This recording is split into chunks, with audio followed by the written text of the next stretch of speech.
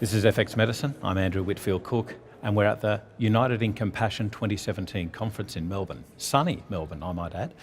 Now I'm here with Adam Benjamin. Adam, can you take me first through a little bit of your background and how you came to be here indeed? What's drawing you here to the UIC conference?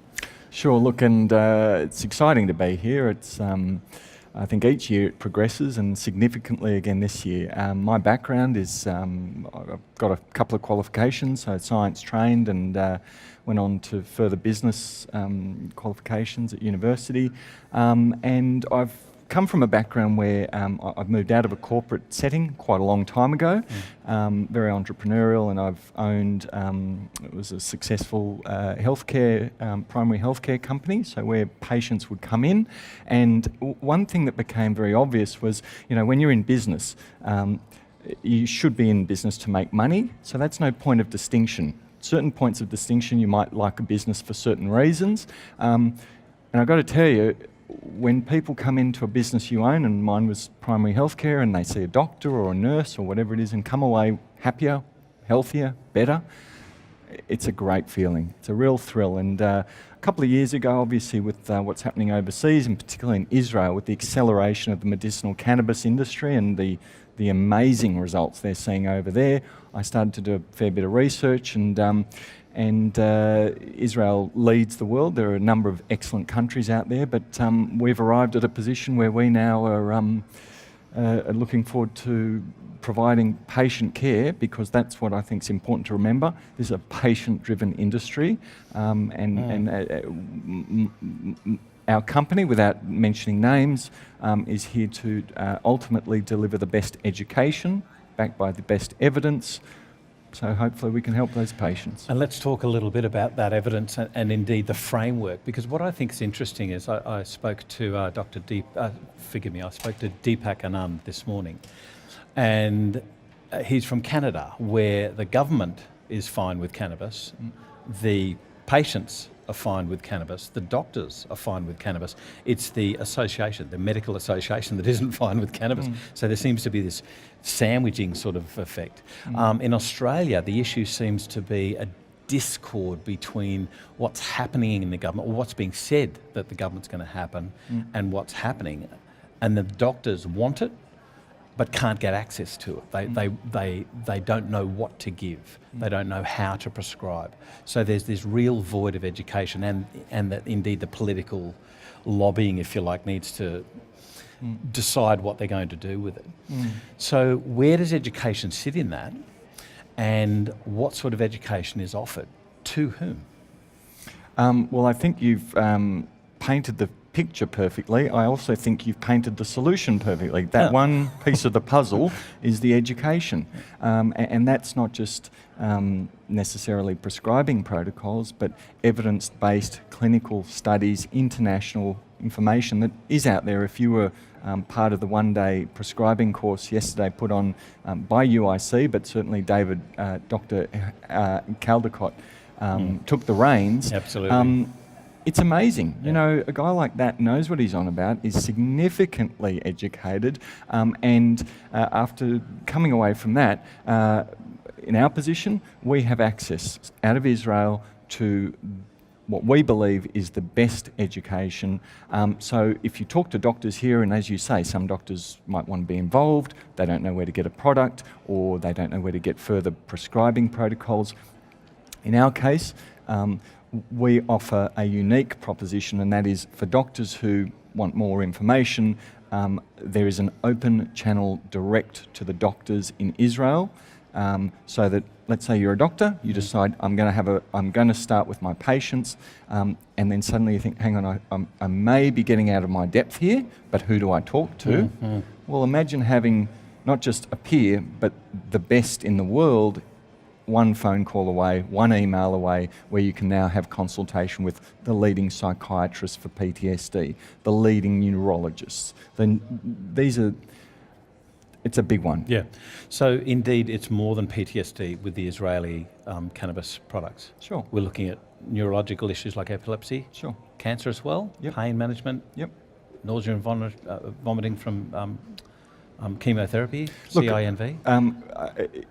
I have to be careful not to promote our products because we're not allowed to, but certainly for any of the conditions that the Australian government, and I applaud them. I think Australia's been very clever. I think federal approval was a very clever thing. I think for an industry to go, it might not appear to many to be overnight. In other words, it's taken a long point in a lot of people's lives to get here. But I think if you're a doctor and you think, last time I heard about this, it was illegal, it was marijuana, and now you're telling me it's legal and it's medicinal cannabis, we are able to deliver every medicine that the Australian government has decided the credibility of a doctor, once approved, needs to treat their patient. Yes, the answer is yes to all those conditions. What about the concern that once you get this medical approval, that it will become then therefore the domain of pharmaceuticals and will be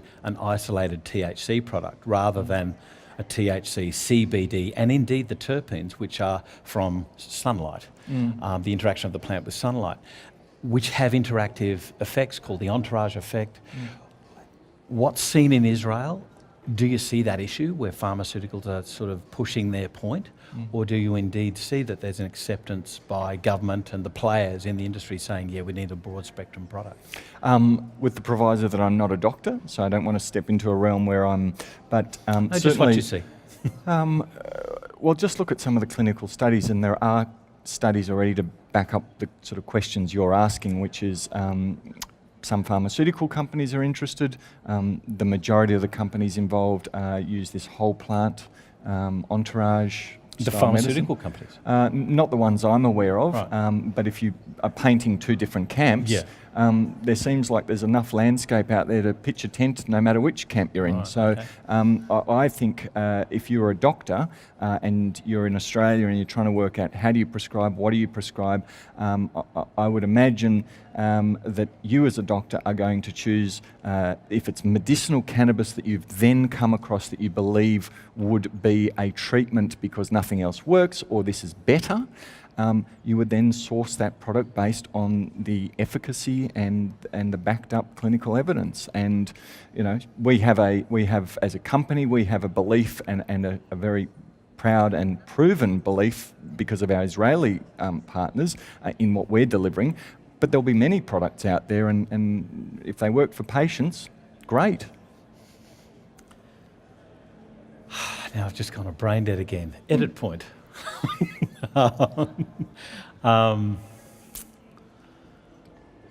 It's all right, we can start from it was a sunny day. I can talk all day. Safety aspects.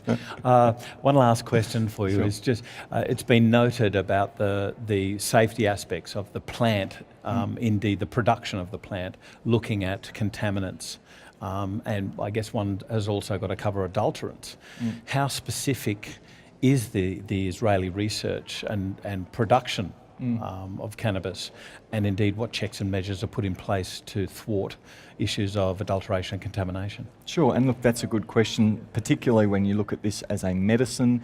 In other words, the good manufacturing processes involved, good agricultural processes involved, the various other standards to be upheld, but in as much as you would go and you would expect your normal medicines to be totally consistent, it's the same with medicinal cannabis. Not everyone can adhere to that, but if you can, and we can, and so the idea being that what you are prescribed is identical every time.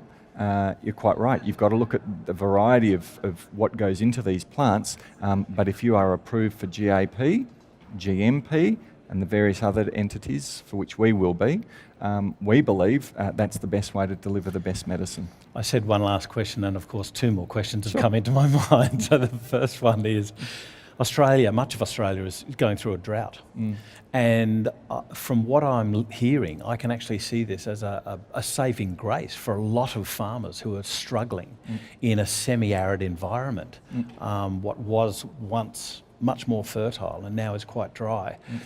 So firstly, just how how much of a cash crop, if you like, can this be for the farming community and indeed the economic situation in Australia to pull us out of a little bit of a slump? So the second thing is, what do you see that would entail? Do you see these massive barbed wire fences being patrolled by police and armed guards?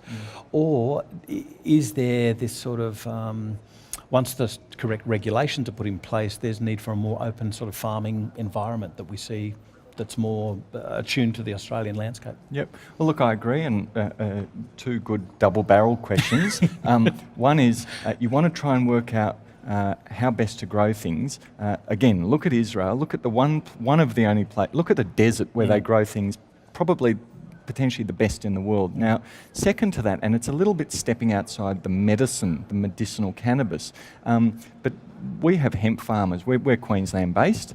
We have hemp farmers already. You don't even need a fence to have hemp farming. And if you look at the changes in the hemp laws as well, particularly surrounding the consumption of hemp, you're quite right. You plant this stuff in your soil in an arid or a dry or a drought-stricken region. Later down the track, when you pull it out, your soil's better off. But not only that, it'd be very interesting, and you can look at some Scandinavian studies. Again, this is well outside the realm of what we are doing here as a medicinal cannabis, but if you're saying farmers in Queensland in general, sure, you can start planting these things.